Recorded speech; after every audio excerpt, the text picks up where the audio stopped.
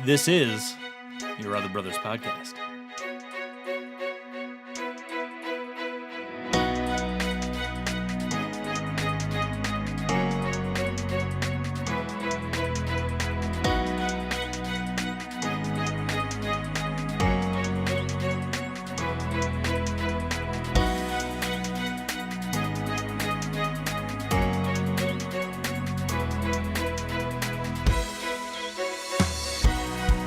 Welcome, friends, to Your Other Brothers Podcast, navigating faith, homosexuality, and masculinity together. My name is Tom, and here with me, my brother Ryan. Hey, everyone. And this is really exciting, everybody. Yes. Isn't it, Ryan? I'm so excited. Your level of excitement is what to what? I on a scale of scale of 0 to barely keeping it together, I'm pretty up there. You're a mess. I'm a mess. I'm falling apart. You're not even holding it together. We have a special first timer, our brother Jacob. What's up, Jacob? Hello, guys. Jacob, it's so great to have you here. This is like a long time coming, Jacob. Do you realize that, right? It is an absolute honor. On a scale of 0 to barely keeping it together, how much of an honor is it to be on the YOBcast today? It is a 7.5 on the honor Richter scale. 7.5. Well, that's good. I feel like if it was too high, the Skype servers would crash. So, yeah. Well, Jacob, it's so good to have you here. This is a historic episode for so many reasons. We have Jacob on the show. Ryan and I were standing. This is our first standing podcast we've ever done. I feel so free. I feel like I'm actually healthy. It's going to be so energetic. It's energetic. And it's good because I've been sitting down all day. And so this is good for me to be standing. And it all ties into what we're talking about today, which is body image and taking care of our bodies. Mm-hmm. So Ryan and I are standing. Jacob, what are you doing to practice good body image? I am sitting, which I am now full of regret. I feel like I should be standing too, or doing push-ups. I literally see the calories clumping together on my screen as I stare at you. We're looking at the video feed through Skype, and you look so cozy, which is the positive side of what Tom just said. Thank you, Right. Ryan. Calories clumping, cozy, comfortable, whatever. Yeah. Whatever it is, whatever have you. Yeah.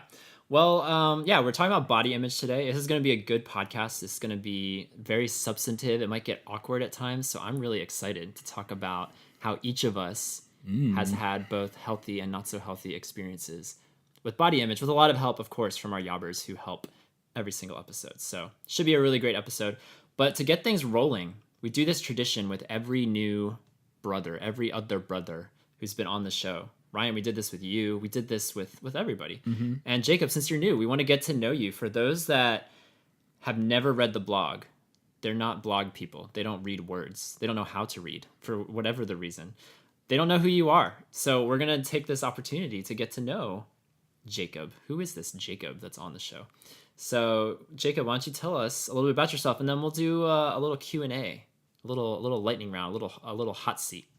Absolutely. So I am a late 20 Midwesterner, born and raised here. I am a computer engineer by trade and a musician / host / cook by passion. And let's see, I am the youngest of 3 siblings. I was raised on basically a small zoo with horses and cats and dogs and goats and chickens and ducks and all those awesome things. And I love people, I love Yob, and I'm happy to be here. That was great. Excellent. Great. How long have you been with Yob now, dear Jacob? Yes, that's an awesome question. I have been a Yob reader for 2 years now, and a Yobber for about a year and a half. It'll be 2 years in January, I think. Cool. And to give everyone context, because you have to keep in mind, Jacob, I know you don't know this since you're new to the game, but for anyone listening to this in the year 2047, and they have no concept for what you just said. So you're about halfway into our trajectory because Yob is about to turn 3 years old, and so you've been around for like a year and a half to 2 years of that. Whoa, So only 3? only 3. Oh my It gosh. feels like longer, doesn't Feels it? like a decade. See, that's the thing about Yob. It ages But, you. yeah, It really but in a warps your good way, perception but of in a time. good way. Right. It ages you in a good way. Exactly. That's how I would describe Yob to all of my friends. Well, very cool. Yeah, Jacob, your posts have been great, and I'm excited to have you on this podcast. Hopefully it goes well on both ends, and hopefully maybe you can come back sometime. I'm already asking if you can come back, and we don't even know if you're any good yet. So we'll have to maybe try out some things. My first question, other than how long have you been with Yob, is it's the obvious question in Yobland. It's what are your personality types? Who are you? Let's put you in a box. Let's box you up. Absolutely. So I am in the Myers-Briggs world, if that's your flavor. I am an INFJ. And in the Enneagram, I am a 2 wing 3 sexually dominant variant with Whoa. Oh, is there Oh my gosh. Is there a social secondary? Whoa. is there a We've never different had- way to say that? 1-to-1. That's the safer way to say that type. Yeah. You're a 1-to-1 type 2. That was extremely thorough. No one has ever answered the question that way. I try. Yeah. Cool. Is it time for my lightning challenge bonus question? Yeah, please. Okay. Let's throw that at him. Okay, my first question is you said you grew up on in a home with many, many animals. Do you feel qualified today to take care of, for example, a duck? Do I feel qualified to take care of a duck? Like could you Yes. like go and Have- like Like if it broke its wing. be the caretaker for any of those animals Do you now? currently have a duck that you're trying to find a home for, Ryan? That you want me to I- bring into my bosom? I plead the fifth. Okay. Yes, I am. I feel quite qualified to take care of a very wide range of animals, as that was basically my childhood. So Okay, interesting. My next question is, when is the last time you baked a cheesecake?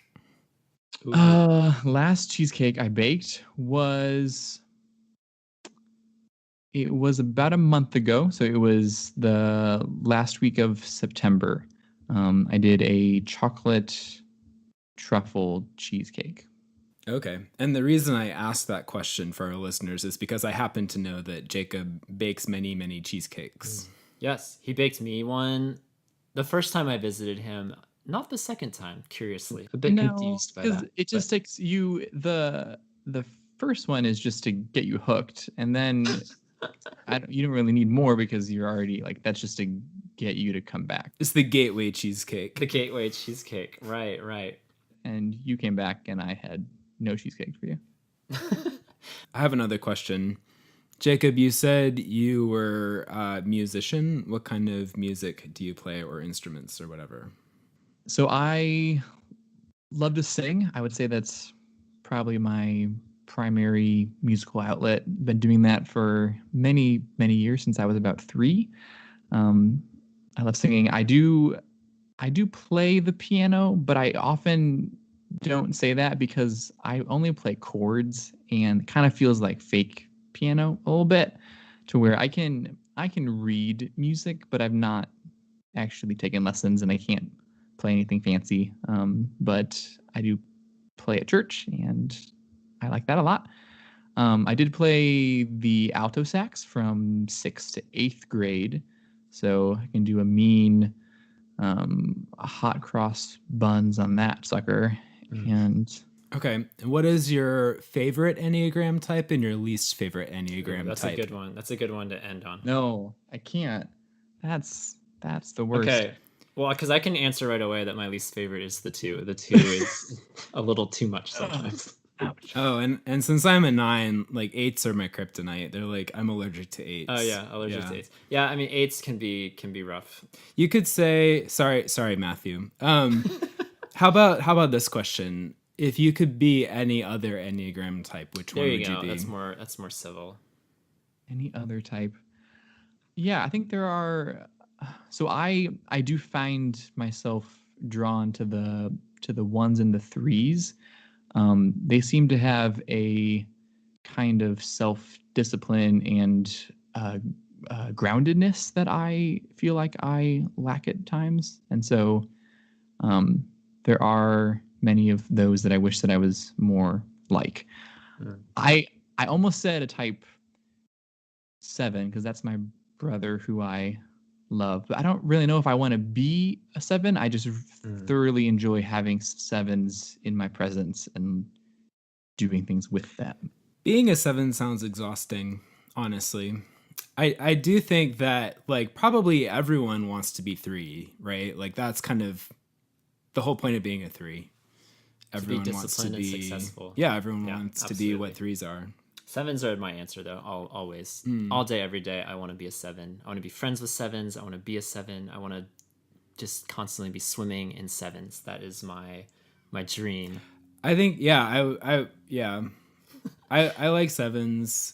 I will just go back to 3s though. Like I would want to be a 3. I want to be that driven and goal oriented. I want to be that good at achieving the goals I set for myself. I hope that everyone listening right now knows what the heck we're talking about. Yeah, that's my fear right now is people have already tuned out. They've already hit the fast forward 30-second button 3 or 4 times. They're like, oh my gosh, they're still talking about Enneagram? If you don't know what the Enneagram is, I'm sorry, but I guess you just have some research to do. Yeah. Research these numbers, get back to us, leave us a comment. Tell us your type. Tell us your type.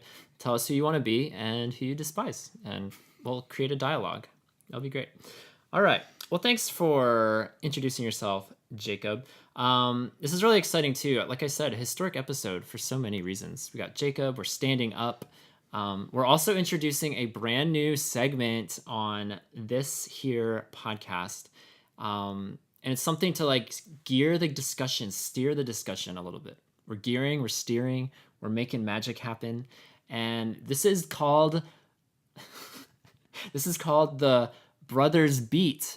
And this is where I know I see a lot of confusion and bewilderment, but this is where each of us, myself, Ryan, Jacob, we each are going to bring a quick discussion topic. We're going to talk about something. Something that's been plaguing us for a while, something we need to get off our chest, something that we're desperate for the other two people's opinions on. It could be a news story. It could be something that happened to you or a friend or a coworker. Anything really is up for grabs in the Brothers Beat segment, which is subject to evolving and changing as anything is. But it's really exciting because we're going to talk about 2 of them on this episode. And then if you're a YOBBERS subscriber, I'm going to talk about that in a little bit. But you can listen to the 3rd beat on that episode coming up soon. So Jacob, as our guest, as our first timer, this is really exciting. I'm going to let you christen the Brothers Beat by bringing our first ever beat to the YOBcast. So what beat are you bringing? This just jumped from a 7.5 honor to an 8 honor, being able to introduce the first beat. So mine is this is a very serious issue that I need help. Okay, we're here to help. Recently was shopping in Kroger, which is one of my favorite places in the world. And I was buying toilet paper. And obviously there are lots of different options. There are probably 6 different manufacturers. So you have to choose amongst those. But I noticed that even in the same brand, you are presented with options.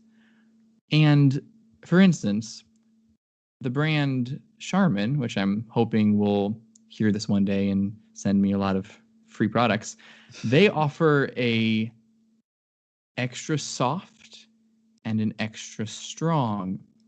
And it made me wonder, does the average consumer actually logically think this through in which toilet paper they're going to purchase? Like, why is it that we are at a point in human development where you have to choose between, do I want my toilet paper to be soft or do I want it to be strong? Yeah. And what is the rationale that goes into people's minds as they're making this choice? I wonder which Enneagram type goes for soft and which Enneagram type goes for strong. This could be a psychological experiment. I feel like when I was young, which you are no longer, which I am no longer, when I was young and I was picturing the future, the bright era of 2018, I did not predict having to choose between strong toilet paper and soft toilet paper. I thought surely by then Technology will have caught up. we would have both. Right. Hologram toilet paper that was both soft and strong. I just want to know what thought goes into a person's mind who picks soft and is like, hey, you know what? It doesn't need to be that strong. I don't mind if it breaks while I'm using it. I'll bet you low key, like it's a male versus female marketing thing. You don't think most men are going to go for the soft? No, I think most men are going to be like, oh, I want the extra strong toilet paper. Was it like color coded? Like was one dark blue and was one like red or green or camo? I actually do think they were different colors, but that would be they were interesting. I'm also curious if like you were to get both. I wouldn't be shocked if they were actually the exact same product, but we just like to have choices, and that like makes it feel better when we're buying them. So here's the question that I'm sure all of our listeners are just screaming at their iPhones and iPods and whatever you're listening to this on. We got several on the elliptical. This is a body image podcast. Yeah, they're on the elliptical right now. The question that's screaming right now is, which one did you choose, Jacob? I know which one you took. Question. I chose extra strong, which I feel like is going to be the opposite of what Tom that thinks. was Correct, totally because I am I'm assuming that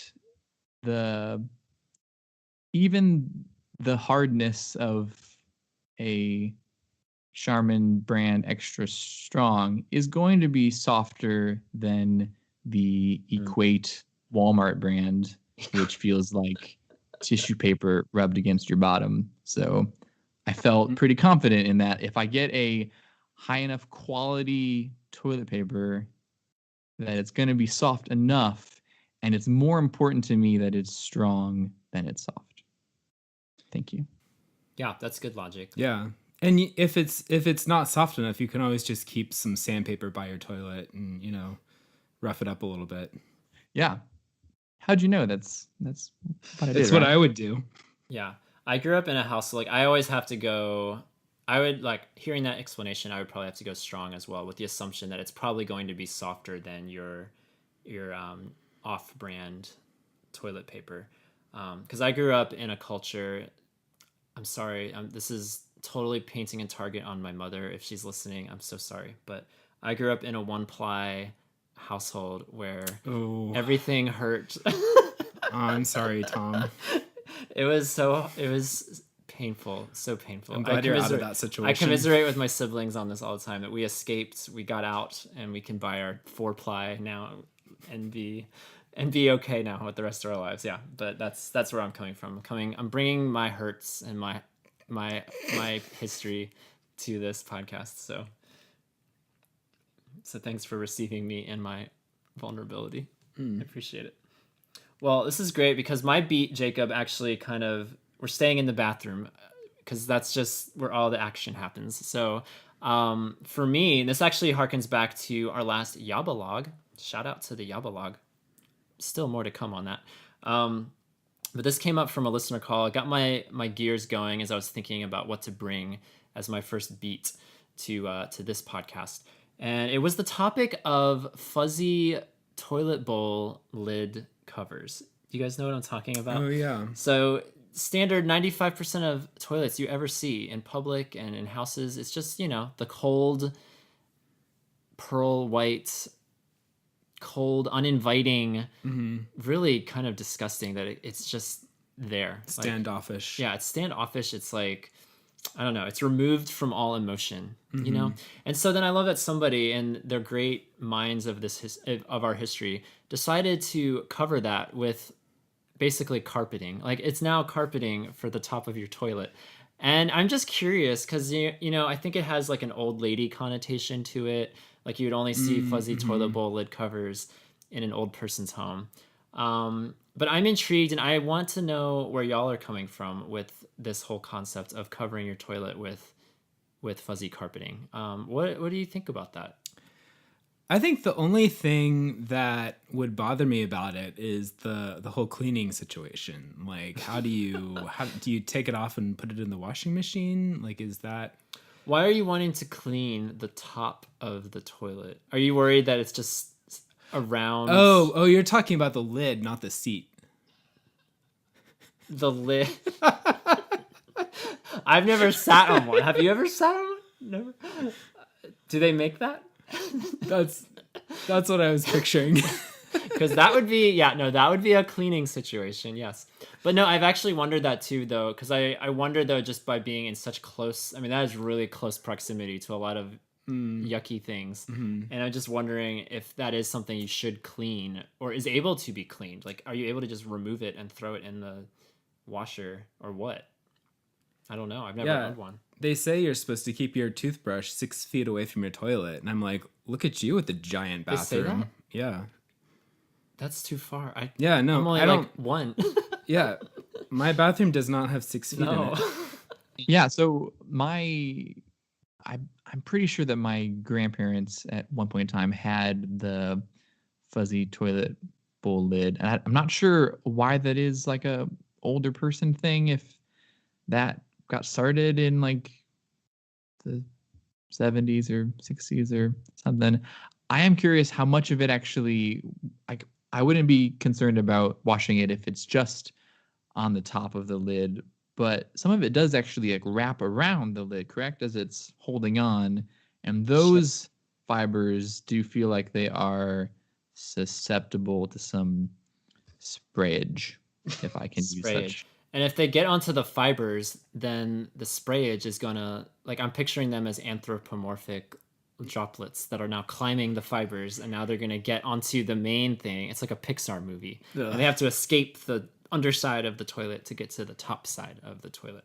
And that becomes problematic if I think of my anthropomorphic urine climbing onto my fuzzy toilet bowl lid. That introduces a whole host of problems. I wonder if the people who that's important to, like having an upholstered toilet, if like those people are just more likely to sit on top of the lid, like because I feel like people do that. I never do that, but I wonder if it's a generational thing. Like maybe like people my grandparents' age, like sometimes when you're getting ready, you sit on top of the toilet lid. I don't know. Oh, so it's like a chair. It doubles as a chair. It's like it takes the chill off of the top of your toilet for your bum. Maybe there is some other purpose that I hadn't considered, other than it just looks nicer. I will say my grandmother, one of her toilets has like a padded seat. It's like a vinyl upholstered pad pretty much. And the only nice thing about it is that it's not chilly. When you sit down on it, it makes like a prolonged hissing sound. Lovely. Yeah, so that's the closest thing in my grandparents' experience in their house. Yeah. So yes, that was the brothers beat, or the brotherly beat, or the yob beat, or I don't know. It'll probably be called something completely different 10 episodes. The problematic word is beat, not the others. I like the B. It had to start with a B. I don't know. It's like, what's the beat? What's the pulse? You know what I mean? Ooh, Brothers Pulse. The Brothers Pulse. I don't know. That's the whole concept of it, is to get this show on the road. So now that the show is on the road, y'all, I've been teasing this YOBBELOG. We've now done 3 episodes of the YOBBELOG, and it gets better and better. It really does. I'm enjoying it.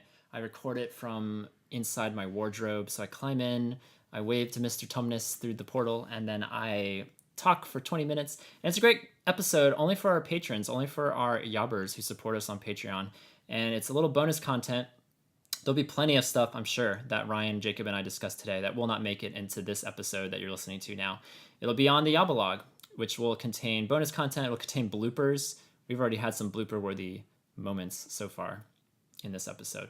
But yeah, if you want to like listen to bonus content, like on our last YOBBELOG, Ryan talks about a Google search that he did as a youngster, and it's hilarious, and I can't spoil it because that would just ruin it. So you just have to listen to the YOBBELOG to know what Ryan Googled. Oh my gosh, I forgot about that until now. It was great. It was so great. So you can go to patreon.com/yourotherbros for all the information to sign up to be a YOBBER or a YOBBE, even for $1 a month. is great. And we have a new method for listening to the YOBBERS. So if you're on our Patreon feed, if you're not already aware, check our Patreon feed. It'll tell you how you can listen to the YOBBERS much more easily now than the way it was before. So way more accessible, way easier to listen. And yeah, we'd love to have you on that journey. We do that after every regular YOBcast. We do a YOBcast, we do a YOBBERS. The yin, the yang, the tomato, it's all part of the pie, and it all goes together really well. It's all part of the cheesecake, right, Jacob? Preach. We waste no part of the beast. Yeah, nothing is wasted. We are all, it's all being used together. So stay tuned for the next YOBBERS in a few weeks after this episode comes out. And as always, I wanted to give a shout out to our iTunes supporters. We've had over 80 people rate and review us on iTunes. And I just want to give a shout out to our latest reviewer. This is from Crarden, Crarden, something like that. The subject line reads connection. It was a 5-star review. So thank you to Crarden.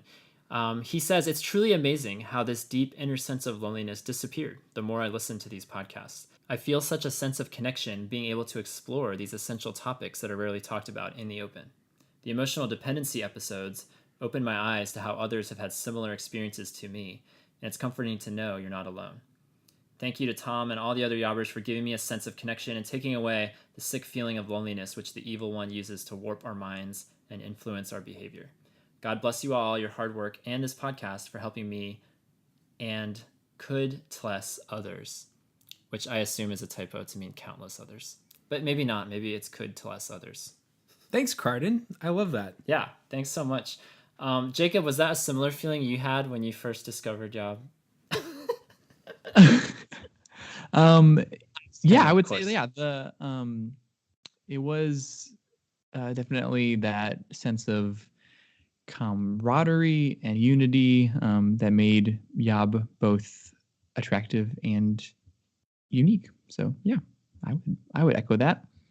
Now here you are on episode 43. Here I am. Maybe Crarden's going to join us on episode 73. You never know. Thanks to everyone who takes the time to rate and review. It really does help us out. If you want to add your name and your words to the list, you can go to iTunes, search Your Other Brothers, and rate us. You can also subscribe. That makes it easy to listen to any episode that we put out. And then lastly, before we talk about body image, we have to introduce our sponsor for this episode on body image. Is it Cosmopolitan? No, it's not. No. So I have to set it up a little bit first because it requires, I mean, I was really grateful for when the sponsor approached us because it went a step further than what my previous hope for a sponsor could have been. And that hope came from like the wise sage words and wisdom from the immortal Tyra Banks. And Tyra Banks, I remember an episode of her talk show. Don't ask why I know this, but I do. I just do. And there was a question that she put out to the audience. And the question was, what can you do to make yourself look more attractive? What is the surefire way to make yourself more attractive? And then she went to a commercial break because that's what Tyra does. She knows how to build the drama. So I'm sitting there on the edge of my seat saying, how can I be more attractive? She's talking to me. She's looking through the screen to me, little teenage Tom, who wants to be more attractive or confident or what have you. And then so I'm waiting the whole commercial break. And then we come back. We come back from the break. And all of a sudden, it's confusing because we're not it doesn't look like we're on the set of the Tyra Banks show anymore. It's dark. All the lights are out. And all of a sudden, the camera points to a Tyra Banks holding a glow of light in her palm as she approaches the camera and she says, the surefire way to look more attractive, no matter who you are, no matter where you are, is candlelight. Ooh. And she held the candle up to her face, and she was the most beautiful woman I've ever seen. And I have taken that with me for years and years and years now. But we had a candle sponsor our last podcast, and so candles couldn't sponsor this episode because they have a budget. Yeah, they spent all their money. They spent all their money on the last one, which is fair. But then I figured, like, what's the next best thing to candlelight to make yourself more attractive? And that's complete darkness. So the thing. So thank you to Blindfolds for sponsoring this episode on body image. Blindfolds will make anybody more attractive. Think about anybody right now. Put a blindfold on, infinitely more attractive. Correct? Solving body image since like 2000 BC, probably. Yeah, exactly. So thank you, Blindfolds, for sponsoring this episode. We couldn't talk about something as serious as body image without you. So thank you, Blindfolds. Without not looking at all. And thank you for Tyra Banks for all the good you do in this world as well. Okay. So we're talking about body image today, which I think is a topic. I'm just thinking about all the topics we've done. I think body image is one that is prone to a lot of triggers, and I think this is evidenced actually by the fact that I brought up this topic at our most recent Zoom room. We do a monthly Zoom room, which is a group video call with our YOBBERS, our supporters. Just a few days ago, had one in preparation for this podcast, told them that we were going to be doing a body image podcast. And literally the first sounds that I hear as soon as I announced that were, no. And it was this sense of, oh my gosh, that triggers a lot of pain and insecurity and discomfort inside of me, as he then proceeded to tell me his body image issues, or some of them, as everyone else in the call did as well. So it's a topic that, and honestly for me too, like I think of a lot of things when I think of body image. And so that's kind of the first part of this conversation. I wanted to talk to you guys about what do you think or what do you feel just when you hear that phrase body image, and particularly as men, we're all men here. When you think about male body image, what are you thinking about? What are you feeling? So the first thing that comes to mind is that I think of it as a discontentment that's not usually based in reality. And so what I mean is that people of all body types wrestle with body image issues. So it doesn't really matter what your body actually looks like. Like people who are super fit and muscular that you might look at and say, like, there is no way that they could wrestle with this, and a lot of them do. And so I think it is a topic that amongst men is not talked about enough, and I think that is that's sad to me, because it isn't just an SSA issue. It is very much something that all, if not at least most men wrestle with at different parts in their lives, and something that I think that if we could be more honest about and more open about would help combat a lot of the shame that comes with it. And even like the men feel ashamed to even experience body image struggles, because they feel like that's not a masculine thing to have to even wrestle with. And so it is looked down upon, and thus just becomes worse for people. But Jacob, that doesn't fit my narrative that I'm the only one that struggles with something. Right. So I don't know what to do with that. I'm so sorry. Yeah, that's good to be reminded of. I think the first thing I think of is like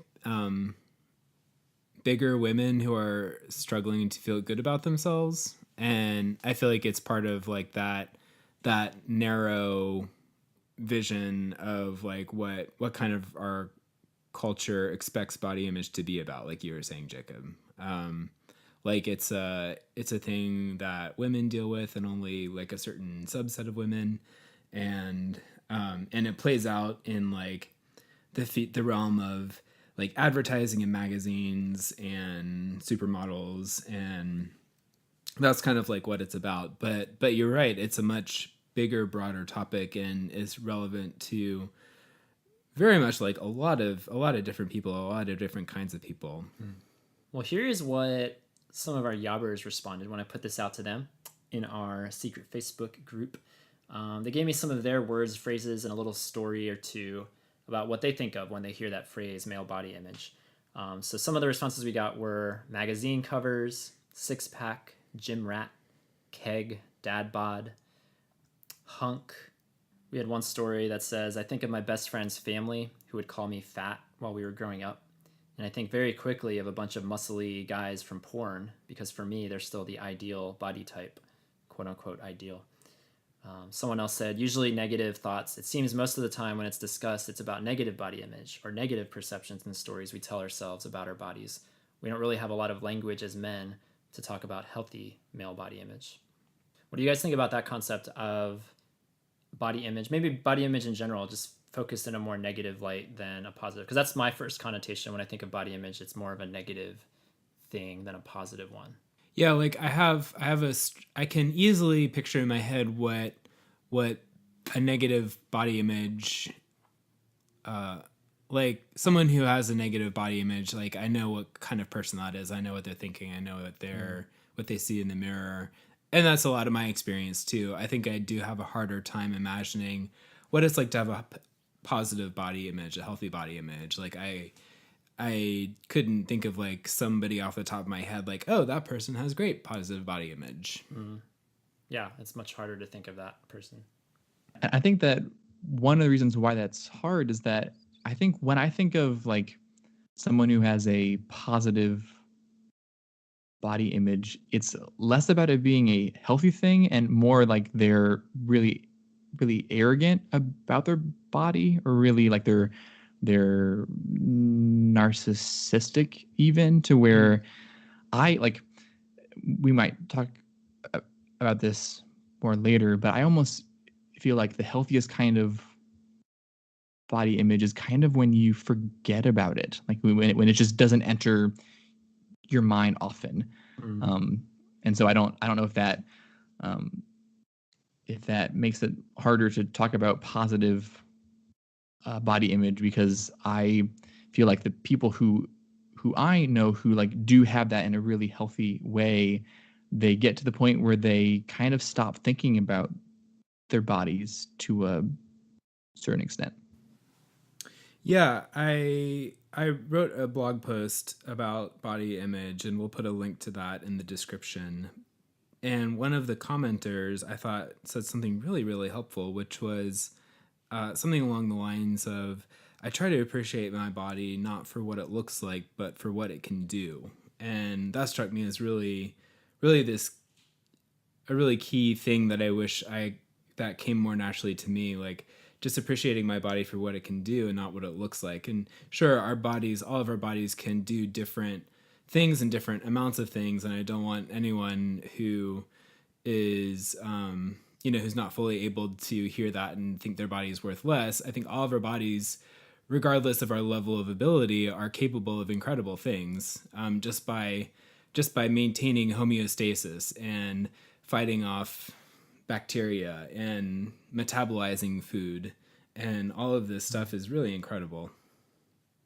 Yeah, I like what you said, Jacob, about where it's something that you don't even necessarily think about. I think that's what translates for me when I think about what is my thought of a healthy body image. What would that look like?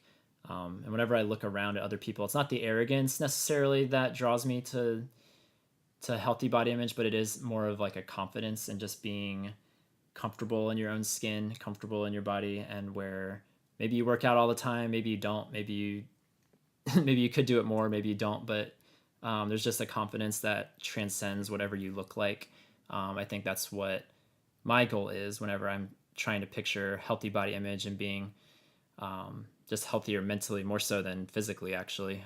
Just having a healthy mental attitude about my body. It's just being confident in the way that I look, and it's taking steps. We'll talk about stuff like exercise and diet, I'm sure, in this episode, but I think it just starts with that comfortability of just, this is my body, and it does amazing things, as Ryan just laid out, and just having a confidence in that.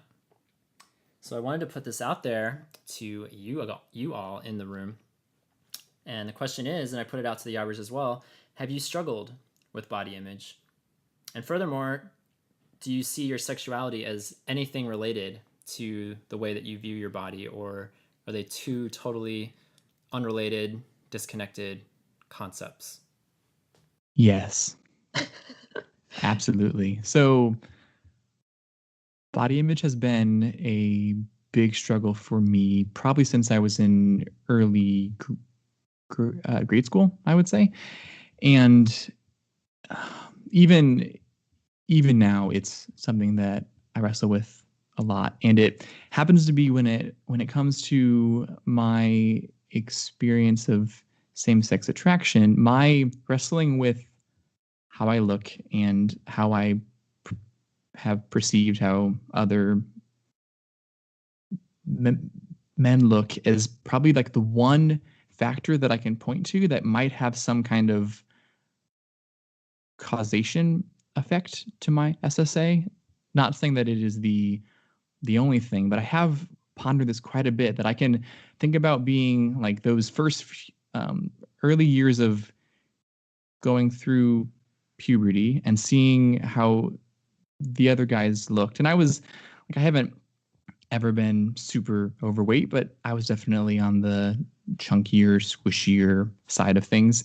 And I remember like seeing other peers and other men and really wishing that I looked like them and being almost angry at myself because I didn't look like them. And I think it's possible that one of the ways that I dealt with that anger and that jealousy was to, without thinking about it, becoming attracted to what I wanted to look like as a way of kind of dealing with that angst and with that anger.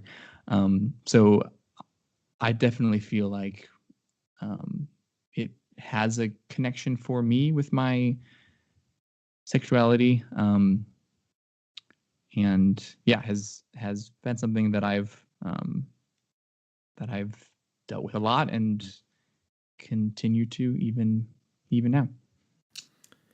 Yeah, that sounds a lot like my story, actually. Yeah, ever since I remember being conscientious of my body or thinking about my body on that level, I felt overweight and never felt as physically capable or even physically attractive as most other guys.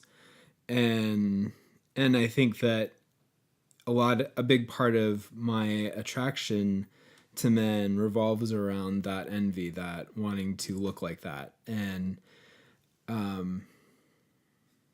it almost feels like there's some way that if I can consume them, bring them, internalize them in their bodies and bring them into, into kind of the borders, the boundaries of what makes me me, and then I'll be able to have that. I'll be able to become that. I think there are a lot of different ways that homosexual attractions, feelings can arise. There's lots of different etiologies of homosexual feelings, and so I'm not going to stand here and tell you that that's what causes all homosexual orientation, causes all same-sex attraction. But I think that that's kind of a big part of it for me, and it sounds like for a lot of men that I've talked to in the YOB community, it sounds like that's been something that people would resonate with. Yeah. Well, as the resident Enneagram 4 in the room, I'm the only one legally with the authority to talk about envy, because envy is my root passion or vice or what have you. There goes the 4 making himself special again. I'm so special, you guys. I'm so flawed. Yeah, it's yeah, just listening to y'all talk about envy, I'm going all the way back to, I can go as early back as probably 5th grade, 6th grade, and distinctly remember changing in the locker room and looking around at the other bodies around me and feeling like I was this skinny little white kid and didn't have any muscle mass, and starting to get a lot of acne. I think when I trace a lot of my body image scars and wounds, I can go all the way back to middle school and the acne years when those started, and just feeling so deficient and less than. When I looked around the room, like the literal locker room, I could look around and just see everything that I wasn't, everything that I didn't have, everything that I wanted to have.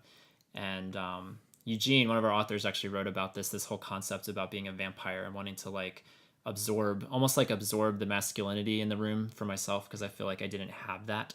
And so again, whether it was causation, correlation, some combination of the two, like I think there's some connection between my envy of other boys and other men, to the way that my sexuality evolved over time. And I see a connection for sure. But yeah, I mean, it goes all the way back to really, yeah, 5th grade, 6th grade. I can remember just feeling ashamed of my body, avoiding eye contact with the mirrors. Like I would just kind of do quick glances to make sure like my hair wasn't messed up or something. But I just remember avoiding my reflection at all costs because I just hated what I saw. And I think it's interesting that, like, for a long time, I just assumed that any man who struggled with body image would struggle with the I'm too fat kind of body image. But Tom, you were saying you struggle with that. Like, I'm too skinny. I'm a beanpole. I have no muscle on me. Whereas, like, growing up, I would have loved to be that. Like, I was like, Right. oh man, even if I was less concerned about looking muscular, more concerned about not looking fat. And like, even then I was like, oh, then I wouldn't be fat anymore, you know? Yeah. And it also seemed that like even the guys who were really skinny, who didn't have a whole lot of muscle mass, seemed to still have like visible abs, and that's all that I wanted. So I didn't really care about being muscular. I just wanted to be not fat. And they could like run and not run out of breath, you know? Oh, sure, that. Yeah. There's a functionality to being Yeah, skinny, yeah. I suppose. Yeah, I mean, it's really, even in this room, there's a lot of diversity as far as the body image, where we all came from in our childhoods to where we are today. And and yeah, just reading the responses from the YOBBERS group, and we had people across the spectrum, people that thought they were too skinny, thought they were too fat. We had a couple actually that said they thought they were too tall, people who feel like they're too tall for their age, which that's a problem I would love to have. I've always wanted to be tall. I would have taken that in a heartbeat. But anything that makes you stick out, and that can look like anything. So there is a lot of diversity in the room, literal and metaphorical, about all kinds of body image issues. Our very own Eugene, I've already mentioned him, but he commented on this topic, and I thought I'd share some of his story. But Eugene said, in high school, for some reason, I wasn't particularly concerned with how my body looked, but it wasn't until years of sickness ravaged my body that I suddenly became a lot more body conscious because I looked so horrible at the time. When I got better, I joined a gym and did personal training, which I'll be writing a blog about soon, during which I cleaned up my diet and made gym part of my routine. In the process, I lost 30 pounds and gained muscle. It was one of the best decisions I made for myself. He is low-key muscular. I hadn't thought of that, but yeah. He does. Eugene's got some muscle. Eugene's got some muscle on him. Yeah, absolutely. He's so gentle and He is. kind. Don't let his that gentleness dissuade you. Yeah, you wouldn't he can realize crush it you like a bug. necessarily. One of our other YOBBERS says, I struggled with body image for the longest time in my teens, partly because I played tuba in the band, and the instrument was always so much bigger than I was in comparison. Side note, I got blown over by a stiff breeze one day at band camp.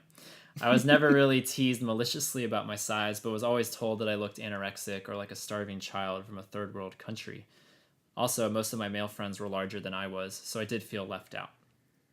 So yeah, there's big, small, weak and wiry, tall and towering. I mean, the whole point of this part of the discussion is just to let you know, whoever you are listening, whatever your particular insecurity is about your body, there's surely somebody else who has the same one. And we all wish we could be each other. Like, I wish I could be bigger.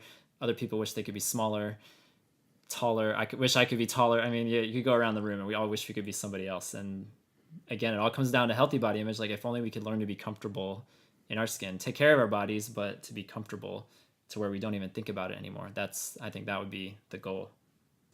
So I'm sure we could spend an entire episode just talking about body shape and like how we wish we could be all these different shapes and stuff like that. But body image covers a whole host of things. We're going to try to cover as many of these segments as we can, all these different areas of body image. Something that came up in the comments, it actually came up organically. I didn't force this topic to come up, but it came up, and it's the whole concept of penis size, and that's a very legitimate part of body image. Some men have no trouble whatsoever, no issues whatsoever with comparing sizes or feeling insecure about their size. And then for others, that's a legitimate ongoing struggle that maybe they've had or experienced for years and years and years. So yeah, I feel like, is this a first for the YOBcast that like we're talking about penises on the show? I feel like we must have talked about First that at time some I point. have. First time I can't recall talking about it from my perspective. So we're breaking ground here today, y'all. Imagine that. Penises came up. Thank you, Ryan. I'm tracking with you.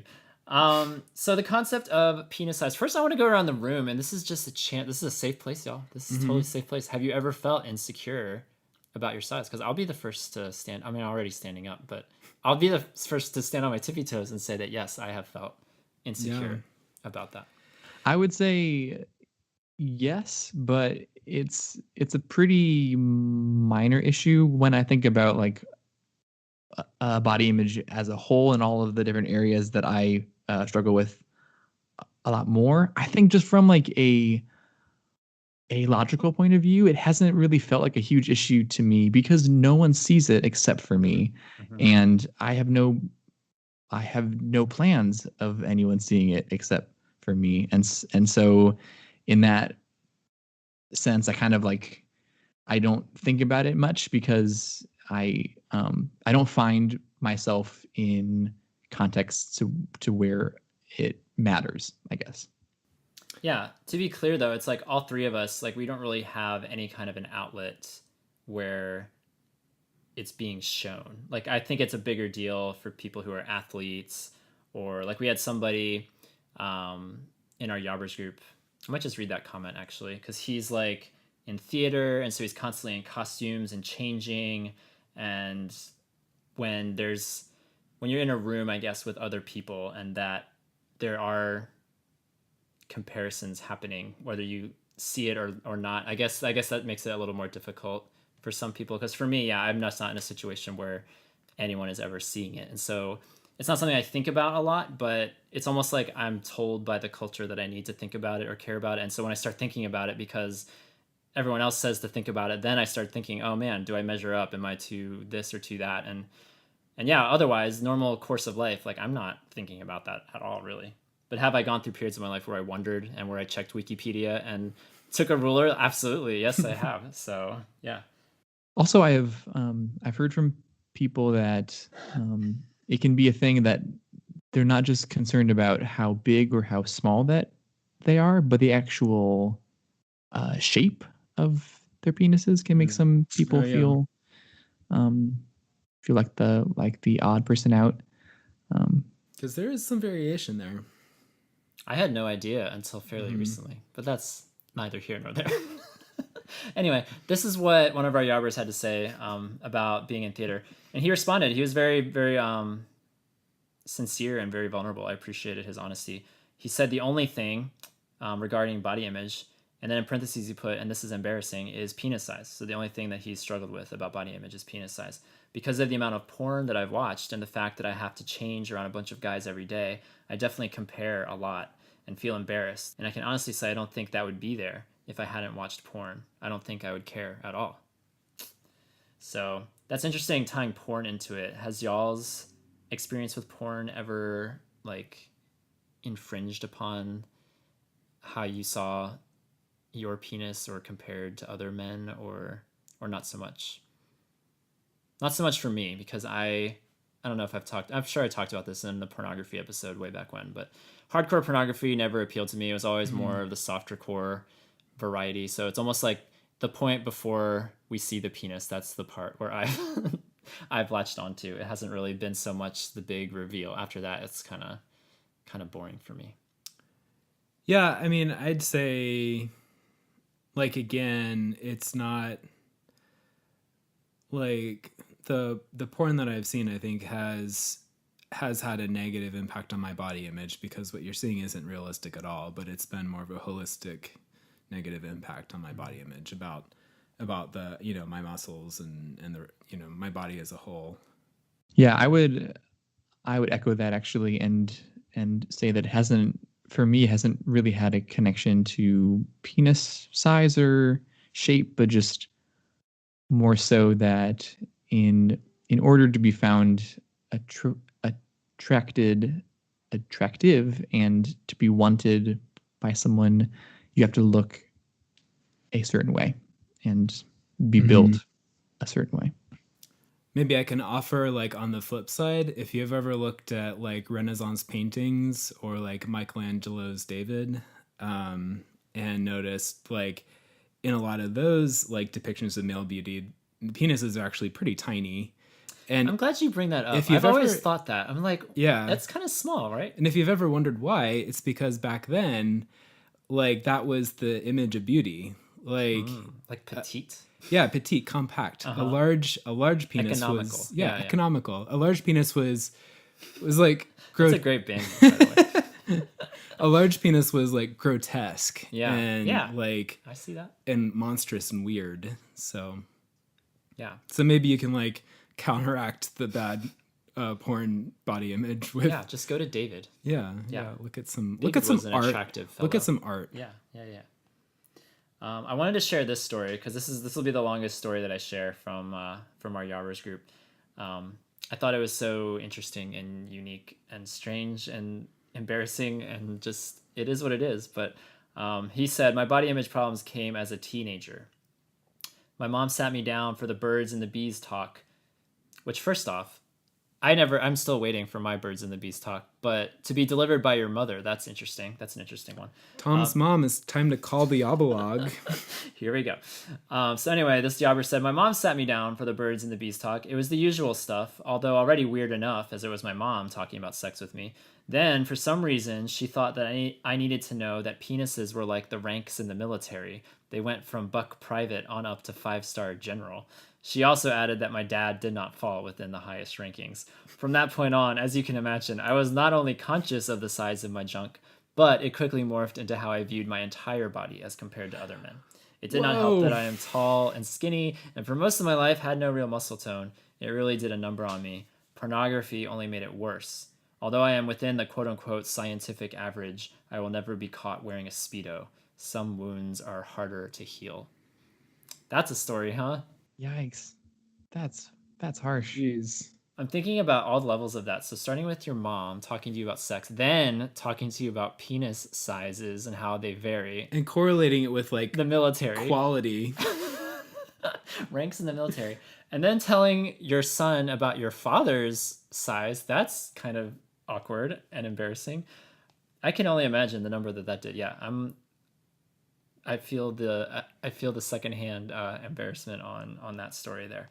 All that to say, yes, we have a lot of that's not unusual. Like Jacob, you said you're still waiting for your birds and the bees talk. I feel like there's a commonality in this group that I've heard that story more often than I should. Or like, why were so many parents ashamed to talk to their kids about sex or about penises or about this or about that? Why is that so? We need to bring a Gen Xer on and talk to them because this is their generation, not Marshall's generation. But Oh, whatever. my parents are baby boomers.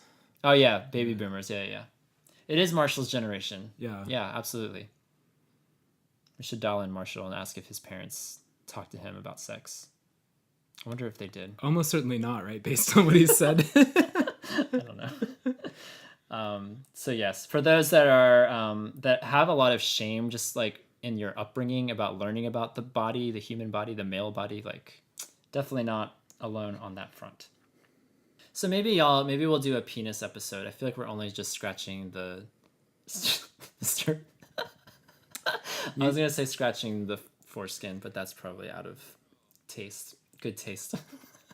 But here we are, moving on, because I want to talk about like what do we do now? Like we have all these issues with our size and with our body shape and envy of other boys and other men. And so the question is then how have we addressed our own body image struggles? Do we still wrestle with that today? Or what are some steps that we've taken maybe to combat those voices that say we're not enough or we could be more than what we are now? How have y'all confronted this issue? This is an issue that I've tried to attack from multiple angles, which I think is probably the best way to do it because it isn't just a physical thing. If you focus only on doing more exercise or eating better so that you physically look different, I don't think you're really going to get to the heart of what's actually. It's not just a physical thing. There's a lot of feelings and past woundings and emotions that are a part of it. So for me on the physical side, I have tried to be more consistent about working out, and I started doing yoga probably a year ago now, and that's been really helpful. And just trying to eat well and just focus on being healthy in kind of those areas, and that has helped. I think on the heart side of things, I think what began as sort of that male envy, as I've gotten older, has I've really come into my two-ness, in that I have this core desire to be loved, and this horrible fear of being abandoned and being left alone. And how that has connected to how I look is that I've kind of had this sense of, if I'm not attractive and if I don't look a certain way, or if I'm not found to be beautiful and desirable, then people won't stay with me. That I'll be abandoned if I'm not absolutely captivating. And so a lot of that has to be fought. I think as I mature in my faith, and I walk closer and closer to Jesus, I like that. Like there's a kind of security and confidence there of being chosen and loved that is huge. So that's where I build things upon. But then also, like, just having that reassurance by people who love me, that how I look doesn't matter to them, and that it's not like that's not what keeps people. And there's a kind of confidence that comes from friendships and relationships that are not built upon how you look. And so there's a kind of peace and a kind of resting that can come from those connections, that I know without a doubt that I could be any shape or size and I would be loved by these people. Yeah, I feel all of that very strongly. When someone tells me, especially a man about my age tells me, yeah, I like, if they were to tell me I love you no matter what you look like, I think there's part of me that has such a hard time believing that. And like, for the amount that I've thought about this topic, the amount that I've wrestled with it, the amount that I've worked on trying to grow in this area, like, I really often feel like I'm just back at square one again. So I can't really stand here and say much about where I feel like I've improved or gotten a lot better, because I don't necessarily feel like I have, but so much of what you said rings very true for me as well. Yeah, for me, I feel like I'm only just now starting to scratch the surface on what a healthy body image, particularly a healthy masculine body image, even means and what it looks like. Because for years and years and years, I was the weak, wiry kid, and all the kids in my class, all the boys in my class played football and had access to the weight room, and I never did. And so while they got stronger and stronger and more masculine outwardly, I felt more and more disconnected and like I was falling behind. Like they were climbing this ladder and I'm still at the bottom because I'm not able to work out, or I'm not able to achieve physically what they're achieving. And so I will say that, yeah, over the years of joining gyms and running half marathons and taking care of my body. And literally the first thing I do when I wake up every morning is I hit the floor and I do 60 push-ups, and like that's how I start my days. And so on, to some extent I can look in the mirror and I see, I see muscles that weren't there before, and I can feel manly in a very like surfacey way. Like I can look in the mirror and actually take a little breath of relief to see what I see now versus what used to be there 20 years ago that I didn't feel like was there, and see progress on some level. And yet, like I just got back from a men's retreat a couple weeks ago, and I'm in the presence of all these different types of men of all sexualities and all ages and all marital statuses, and I can't help the whole time, even though I can look in the mirror and I can look down at my body and I can feel so much prouder of what I see today than in decades past, I still have this inherent feeling that I'm not as much of a man. And that's my core struggle, far beyond sexuality. It's the sense that I'm not masculine enough. And there's something, I can do all the workouts I want on the outside and improve my body on the outside, but there's something inside that still feels a huge disconnect with other men.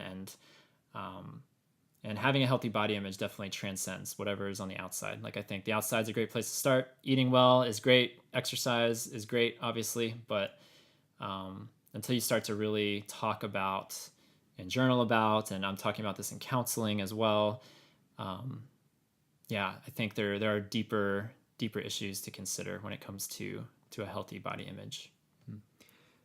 Here's a question. I'm curious what you guys say to this.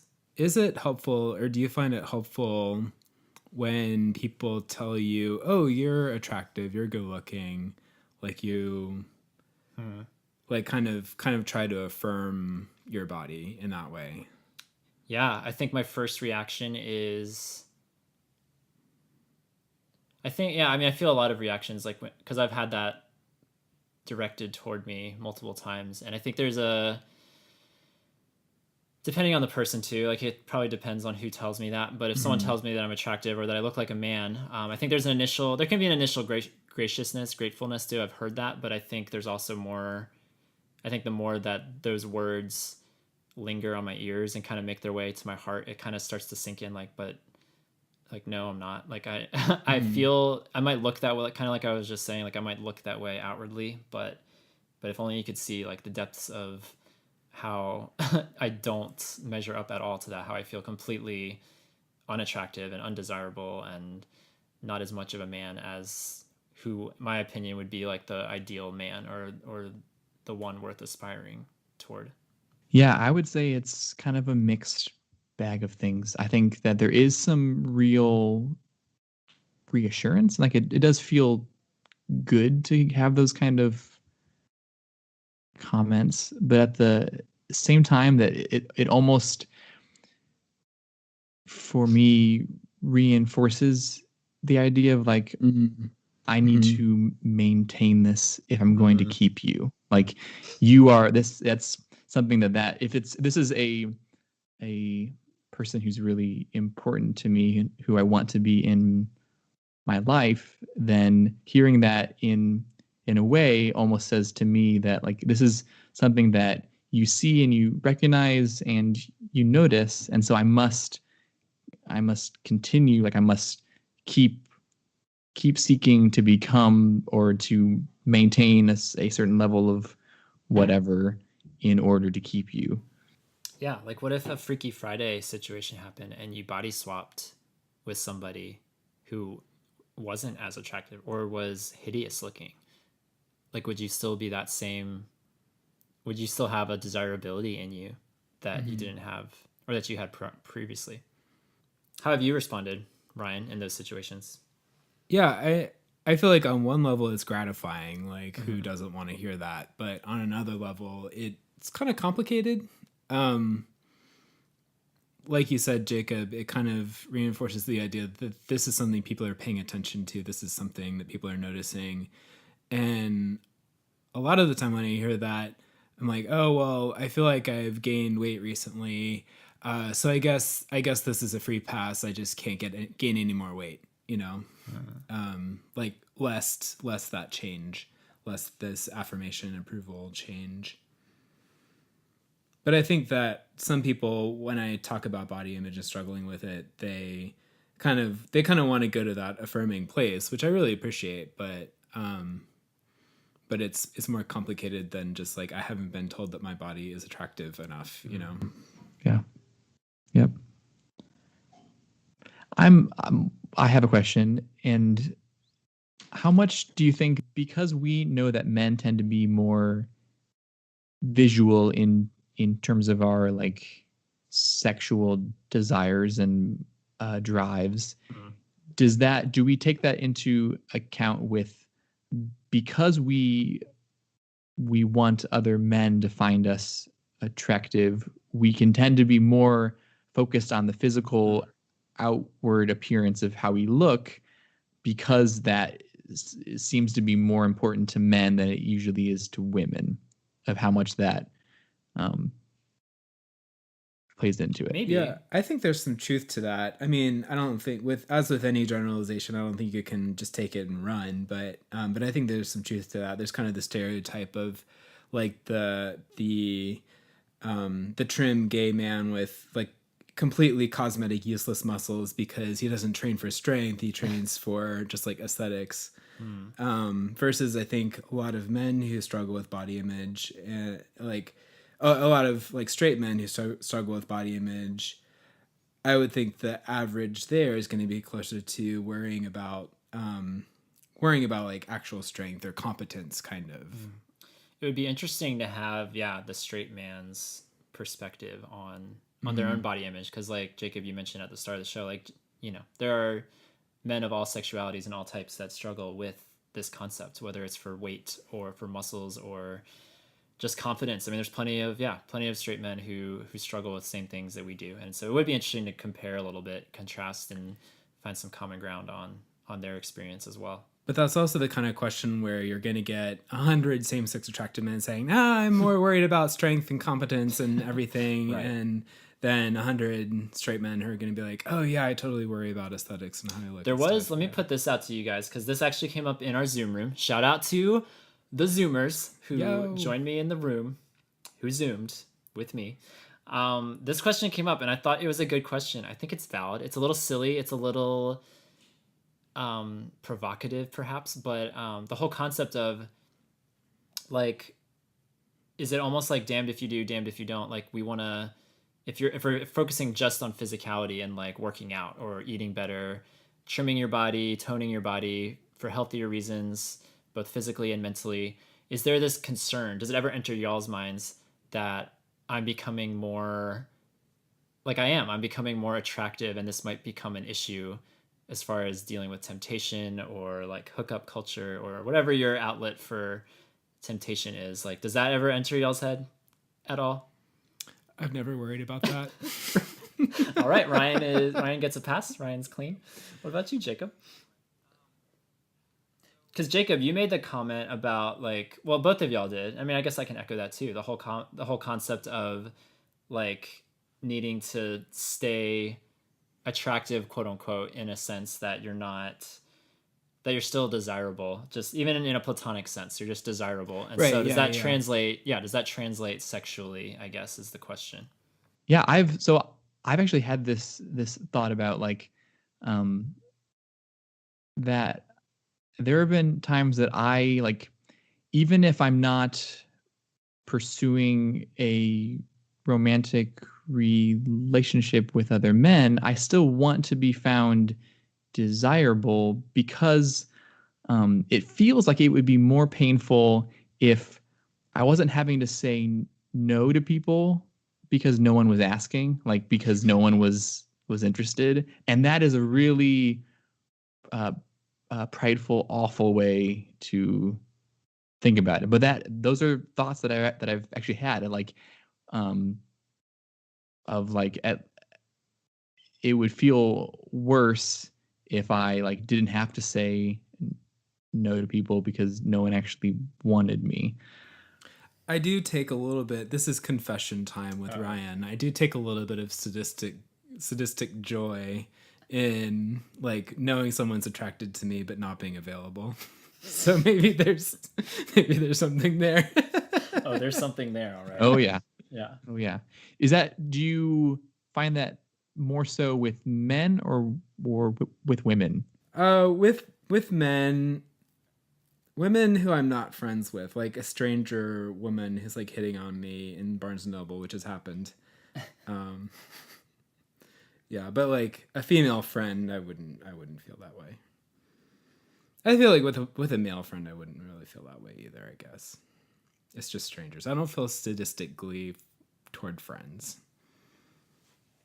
That's not what I'm confessing. That's good. Strangers. A question and a confession that I would say that A question. perception. Jeff Sessions. Get out of here. I would say that possibly when it comes to body image, the thing that I wrestle with the most is actually less about like how big I am or where my muscles are, but just the fact that like my father and my brother, I am losing my hair. And like This is a good one. That's a good one. that is something that I wish did not affect me the way that it does, but I think about it all the time. And I have found that like this is really not a very deep reason to want to get married, but I found myself wanting a spouse because I've seen the way that my sister-in-law so beautifully reassures my brother that even without hair that she still passionately loves him. And I look at that and I say, I want someone who will be with me when I'm bald. Instead, you get hats. So that, yeah. So now this I'll wear just hats. invest in hats. Yes. So that is it's not really like a question, but like what you guys think about the world of hair in terms of how you look and all that kind of stuff. What comes to mind? I'm terrified of losing my hair because I don't think I can pull off the bald look at all. Yeah, I mean, Tom doesn't disagree. he looked at my skull and said, "Yeah."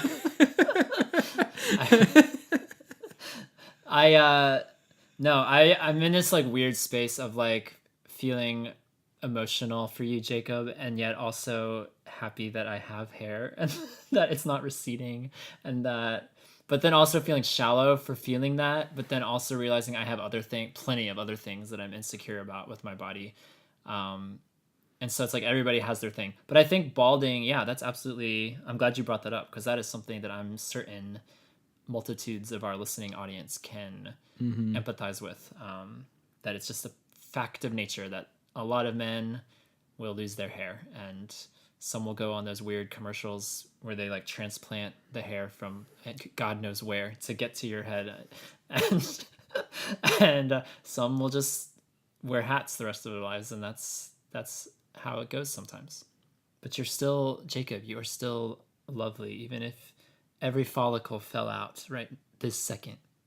Thank you, Tom. I think what I also have to keep in mind, I think this is true of all body image issues, is that we are so much harsher on ourselves than we are on other people. Mm-hmm. And I know plenty of people who don't have hair at all, who I still think are really attractive, but like even more so, like for instance, two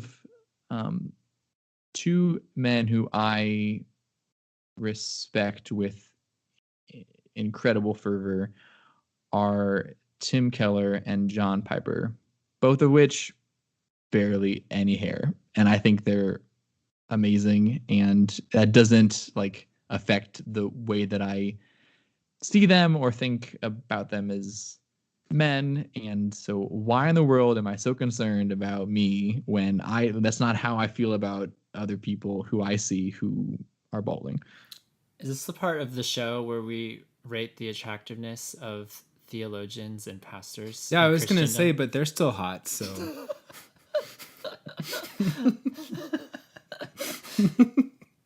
I'm glad that Jacob, you're on this show to bring the attractiveness of John Piper to the table. That's something that's been lacking for 43 episodes. I think that you guys might have confused what I was saying, which is understandable. I meant to say that there are men who I find attractive who are I heard bald. you loud and clear. ... Long break, long pause, and then those who I respect and admire and look up to who are also bald. So I'll just stop. I conflated the two, and that's exactly what I intended.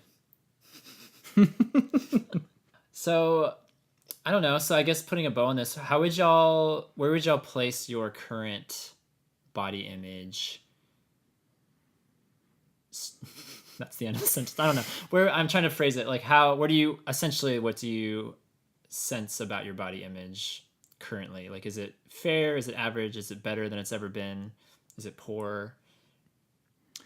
I feel like my body image is very much tied together with my physical health and how I'm exercising and eating, and that is very much tied up in like my discipline of just everyday things, like being able to make it to the gym, being able to do meal prep, and also very much tied into my relationship with food. I think I have kind of a dicey relationship with food, and that's a whole different rabbit trail probably.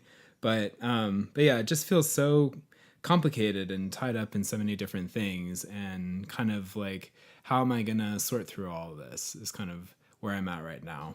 So on a scale of 1 to 6-pack abs, I thought 6 you were being healthiest, of course, 1 being least healthiest, what is your body image health as of this moment? 3-ish. I don't know. I thought you were gonna say on a scale of 1 to barely keeping it together, and I know where I am there. Okay, so you would say somewhere in the middle, like it's been better, it's been worse. Sure. Yeah. Sure. Okay. Yeah. What about you, Jacob? Yeah, I'd say I'm probably somewhere in the middle too. I think that when it comes to just like actually physically how I look, I'm in just like overall health, I'm definitely heading in the right direction, and like I'm seeing progress, which is encouraging. But I think when it comes actually dealing with this as a heart issue, for me, it's so affected by just like how much am I thinking about myself and focusing on myself in general. Because when I'm wholeheartedly loving and serving other people well and being more outwardly focused, I don't think about how I look, and it's a wonderful thing. And there is like so much of my my body image issues are tied to my own selfishness and vanity of as opposed to how can I love others better. My focus is how can I get others to love me and stay with me and want me. Yeah, it's a fine line. Although as an Enneagram 2, you are healthy when you are not focusing on everyone else so much, because that's what you do, and you do it well. But if you're not taking care of yourself, if you're not becoming more like an amazing 4, then you're not growing. Yeah. And you're not able to give to others as you do so well. So you do have to find that line of taking care of yourself, but taking care of yourself for the right reasons. Yes, absolutely. Essentially. Yeah. And I think the best kind of taking care of yourself is having those habits so well built into your everyday that then you stop thinking about them. They're just there. Yeah. For me, I'm probably somewhere in the middle as well. I could see giving myself 3 abs. I could see myself giving myself 4 abs. The legendary 3-pack. I might give myself a 4-pack right now, actually. It's weird. Yeah. it's such a hard thing to quantify because on the one hand, physically, I'm the proudest I've ever been of my body, which is saying a lot with all the valleys that I've been through with acne and literal scarring from that, and just like, yeah, feeling any kind of adequate in a weight room or in a locker room setting or in a gym or yeah, something as simple as like I still wrestle with, I've written a blog post about being shirtless in public. That's still an anxiety every single time that I take my shirt off at a pool or anywhere that necessitates it. Like that's always in the back of my mind. I don't know if that thought is ever going to go away. That deep-seated fear that I don't measure up, regardless of what I look like. Like I could have a 4-pack or a 6-pack, and I still inherently feel like I'm not what everyone else is seeing, maybe. And so I still have this echo and this shadow inside of me where I'm hoping with time that it lessens, and I think it has absolutely lessened over time. But there's still work to be done, and there's still a journey to be undertaken. And I think talking about it more often as men, I think that is a great place to start. I think if we can talk about our bodies and the way we feel about them and talk about our own shortcomings, our own journeys, or our reasons for why we think we don't measure up, I think it's been really impactful when someone can look me in the eye and tell me that I am a man, even though I don't feel like one, or that I feel so far away from whatever my measure of manhood is. To have another man look me in the eye and tell me that I have what it takes to be a man, like that carries a lot of weight, because I can listen to my own voices all day long, but when I hear someone else affirm what's inside of me and hold on to that, at least for one moment, for one day, I think that that has been huge in my journey.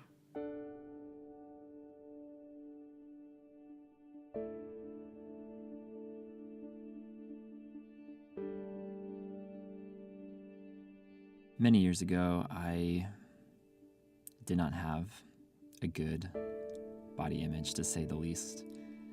It was quite poor, actually. My face riddled with acne, and I hated my reflection. I showered in the dark because I didn't want to see my face in the mirror going to and from the shower. I hated changing in locker rooms, taking off my clothes in front of all the other boys who could take off their clothes with a confidence that I only dreamed of having someday. My one semester of weight training, I was self-conscious every single time. Was laughed at, actually, for doing a particular workout the wrong way, not knowing how to coordinate my body the way that all the other boys inherently knew how to do. And essentially, for years upon years, ingrained with this mantra that I am not like all the others. I am not a man like all the others. Throw in a more timid personality, a quiet demeanor, and I felt like I was an unwelcome personality in an even more unwelcome body in this masculine world that I inhabited. As a young child in a Christian school, I was made to memorize the 139th Psalm. It's a psalm that's grown cliche over the years, and yet simultaneously all the more impactful, cutting to the core of who I am, who I really am. Eugene Peterson's Message translation reads as follows: God, investigate my life. Get all the facts firsthand. I'm an open book to you. Even from a distance, you know what I'm thinking. You know when I leave and when I get back. I'm never out of your sight. You know everything I'm going to say before I start the first sentence. I look behind me, and you're there. Then up ahead, and you're there too. Your reassuring presence coming and going. This is too much, too wonderful. I can't take it all in. Is there any place I can go to avoid your spirit, to be out of your sight? If I climb to the sky, you're there. If I go underground, you're there. If I flew on morning's wings to the far western horizon, you'd find me in a minute. You're already there, waiting. Then I said to myself, oh, he even sees me in the dark. At night, I'm immersed in the light. It's a fact. Darkness isn't dark to you. Night and day, darkness and light, they're all the same to you. Oh yes, you shaped me first inside then out. You formed me in my mother's womb. I thank you, high God. You're breathtaking. Body and soul, I am marvelously made. I worship in adoration. What a creation. You know me inside and out. You know every bone in my body. You know exactly how I was made bit by bit, how I was sculpted from nothing into something. Like an open book, you watched me grow from conception to birth. All the stages of my life were spread out before you. The days of my life all prepared before I'd even lived one day. Your thoughts, how rare, how beautiful. God, I'll never comprehend them. I couldn't even begin to count them, any more than I could count the sand of the sea. Oh, let me rise in the morning and live always with you. And so, my brothers, whether you are too big or too small, too wide or too tall, your voice not deep enough, your shoulders not broad enough, your personality, your essence not manly enough. By simply existing, by simply breathing, you are carrying out a divine mission. You are beloved beyond comprehension, purposed with intention. Let us not believe the lies in what we see, but believe this truth, which may be harder to see, this truth of who we are, made in the image of God, His reflection, with skin on. Let us show ourselves grace for our faults or shortcomings, especially those which we cannot control. And let us embrace our divinely instilled beauty, beautiful beyond anything ever made by the Almighty.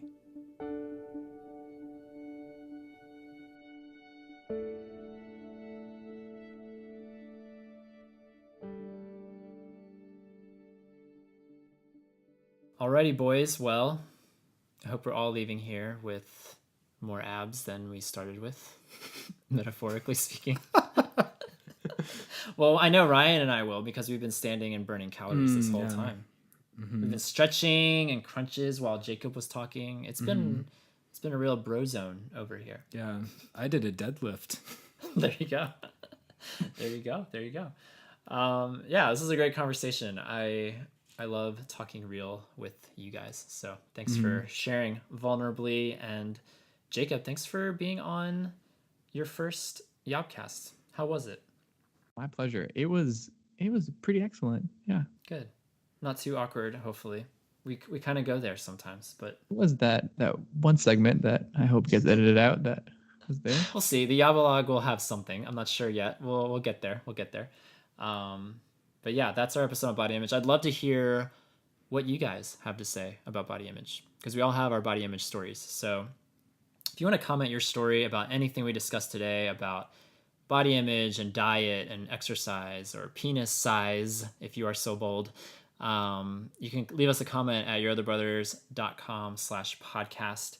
Just find the episode 43 post on body image and tell us a story, and we'd love to conversate with you and ultimately let you know you're not alone, that you are amongst friends who have experienced similar struggles and insecurities, and let's have a good discussion. It's been really great. I don't know if y'all have noticed yet lately, but on the podcast page that we have on our recent posts, especially, like, we've been getting 30, 40, sometimes 50 plus comments on these podcast posts, which used to not be the case. Like, it used to be like, I don't know, we'd only get like 4 or 5 or 6 comments. Crickets. Yeah, it was very crickety. So it's a lot more active than it used to be. So if y'all aren't on the blog side of the podcast, I encourage you to check it out. Get in on this action. Yeah, get in on it. Tell us a story. It furthers the dialogue, and we feature a lot of those comments and stories on our Yabalog, on our bonus private podcast. And so there's opportunities to like continue the conversation over there.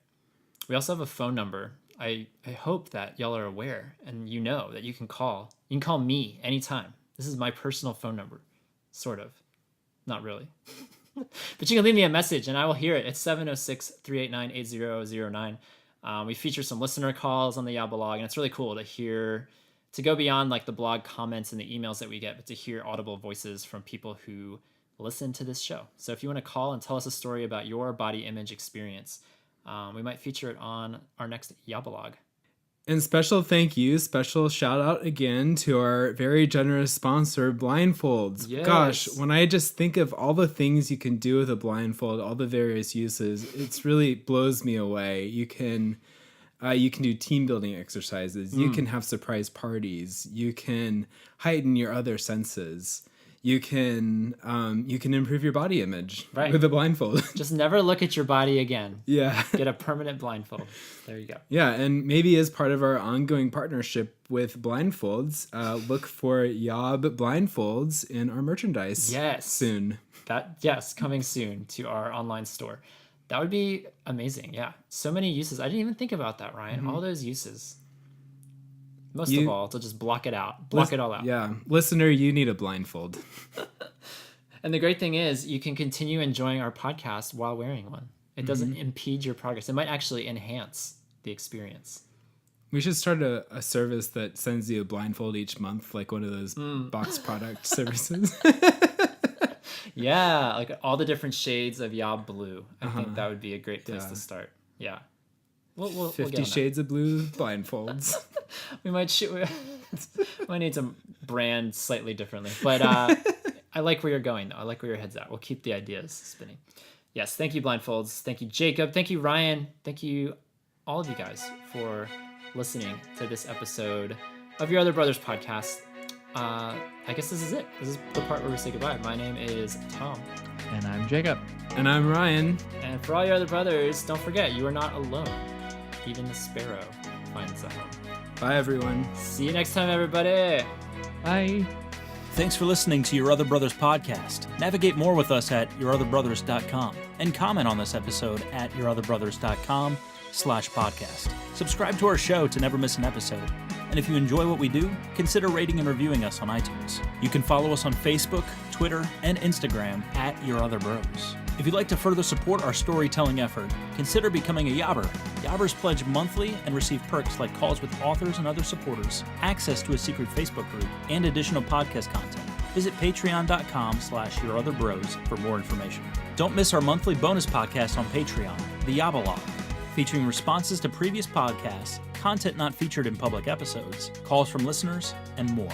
Ask us a question or tell us a story by leaving us a message at 706-389-8009. If you're new to the show, we'd love to hear from you. You can email us at podcast@yourotherbrothers.com. You can also write us at Your Other Brothers, P.O. Box 843, Asheville, North Carolina 28802. Until we journey next time, we're glad you're with us.